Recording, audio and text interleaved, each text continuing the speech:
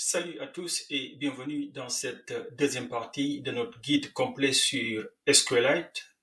Si vous avez suivi le premier volet, vous êtes désormais un expert de l'interface de ligne de commande CLI. Vous savez comment créer vos tables en DDL, manipuler vos données en DML et archiver des schémas avec la commande dump. Mais le terminal, malgré toute sa puissance, peut rendre les tâches d'exploration visuelle et de conception de schémas un peu laborieuses.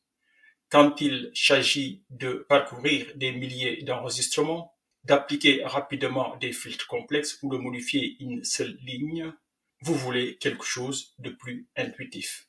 C'est exactement là que les interfaces graphiques, ou bien GUI, entrent en jeu. Dans cette vidéo, nous allons découvrir SQLite Studio, une des meilleures applications graphiques gratuites et open source pour gérer vos bases de données SQLite. Nous allons voir comment visualiser instantanément vos tables, éditer les données et les schémas, exécuter vos requêtes dans un environnement beaucoup plus convivial. Préparez-vous à une gestion de bases de données plus visuelle.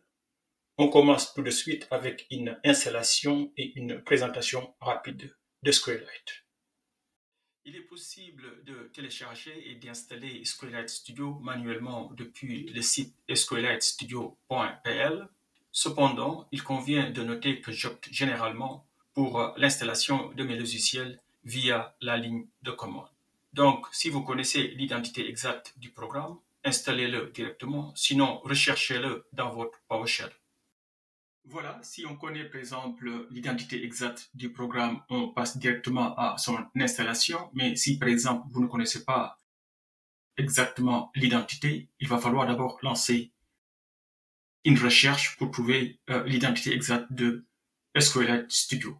Et pour cela, c'est très facile. Bon, vous pouvez le faire via votre terminal. C'est pas la peine d'aller regarder dans votre navigateur web puisque vous voulez faire une installation automatique depuis votre PowerShell. Et pour cela, vous savez comment faire. C'est bien la commande winget. Et puis, une fois que vous avez winget, vous dites ce que vous voulez faire. On va faire une recherche. Donc, c'est bien sûr search SQLite. Je vous suggère d'ajouter Studio puisque nous sommes en train de chercher SQLite Studio et non pas SQLite CLI. OK? Nous avons vu dans la vidéo passée comment installer SQLite CLI. Ici, maintenant, on va aussi voir comment on peut utiliser l'interface graphique pour faire une gestion d'une base de données. Une fois que vous avez ça, vous pouvez lancer la recherche. Donc, voici l'identité exacte. En réalité, ceci est l'identité exacte. Ceci, c'est le numéro de version.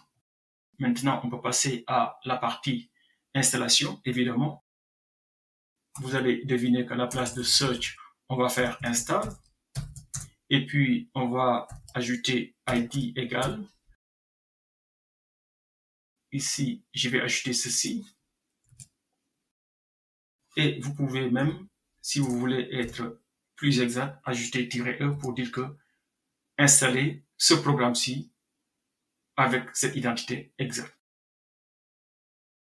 Et là, vous lancez en fait maintenant l'installation. Là, je vais faire entrer. Donc, c'est bien la version 3.4.17. Donc, le téléchargement est en train de se faire, comme vous le voyez. C'est presque fini. Et normalement, tout s'est bien passé. On le voit ici. Successfully Verify Installer. Peut-être vous n'allez pas le voir, mais il y a Windows qui me demande est-ce que je veux valider l'installation. Là, je vais cliquer sur Yes. Donc, peut-être aussi, vous ne le voyez pas, mais il y a une boîte de dialogue sur mon écran principal qui me dit qu'en fait, l'installation est en train de se faire. Voilà, normalement, tout s'est bien passé. Ici, on a notre retour, Successfully Install. Donc, avec SQLite CLI, on peut tester l'installation via SQLite 3-version. Donc, c'est la commande que nous avons utilisée. Pour SQLite Studio, on doit utiliser winget list pour vérifier notre installation.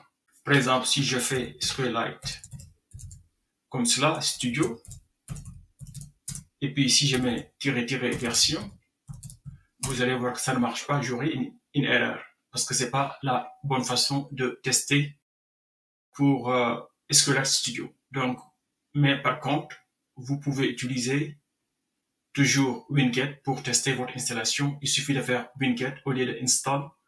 Vous faites tout simplement list pour lister le programme qui a cette identité exacte là. Et là, je vais faire entrer. Le système va travailler un peu pour retrouver ce programme-là. Évidemment, c'est bien SQLite Studio.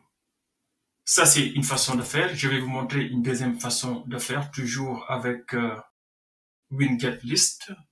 Vous pouvez faire winget list et après, vous pouvez tout simplement ici, si vous ne connaissez pas, bien sûr, l'identité ou bien si vous avez oublié, vous pouvez utiliser votre opération pipe et maintenant, vous allez trouver find string comme ceci. Voilà, donc je vais utiliser winget list pour dire listez-moi en fait les programmes qui sont installés dans mon système. Pas tous les programmes, je veux tout simplement rechercher le programme qui a, par exemple, dans son identité quelque chose comme SQLite Studio, comme ceci. Alright? Et puis, bien sûr, je vais passer la liste à find string. OK? Et une fois que j'ai ça, je peux faire entrer. Et normalement, on doit retrouver notre programme avec, bien sûr, son identité. On l'a bien retrouvé. Voici l'identité et voici la version. Et bien sûr, c'est un programme qui a été installé avec winget.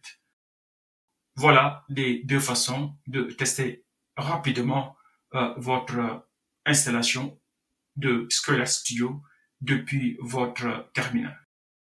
Voilà, après l'installation, vous pouvez lancer SQLite Studio et ajouter des bases de données à l'aide du bouton Add Database depuis la barre d'outils ou bien depuis le menu Database. Là, vous avez votre menu et vous voyez qu'ici, il y a un bouton Add a Database. Vous pouvez aussi le faire avec CTRL plus O, OK? Ou bien plus simplement, si vous êtes ici sur la barre d'outils, vous allez voir qu'en fait le bouton est là-bas. Donc je clique sur cela et puis je sélectionne en fait mon type de base de données. Donc bien sûr, on veut une base de données SQLite Tree.